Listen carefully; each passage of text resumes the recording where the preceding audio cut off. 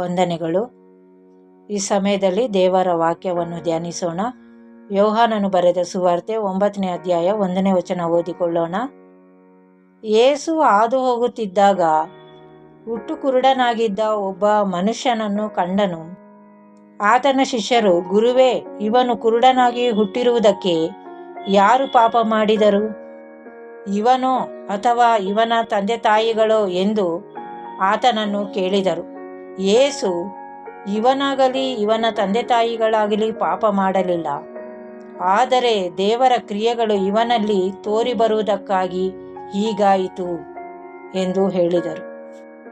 ನೋಡಿ ಪ್ರಿಯರೇ, ಈ ಲೋಕದಲ್ಲಿ ಯಾವುದೇ ಒಂದು ವಿಷಯದಲ್ಲಿ ನಮಗೆ ದುಃಖವಾದರೆ, ಯಾವುದೇ ಒಂದು ವಿಷಯದಲ್ಲಿ ನಮಗೆ ದುಃಖವು ಸಂಭವಿಸಿದರೆ ನಾವು ಹೇಳುವಂಥ ಮಾತು ಏನೆಂದರೆ, ಮೊಟ್ಟ ಮೊದಲು ನಾವು ಹೇಳುವಂಥ ಮಾತು,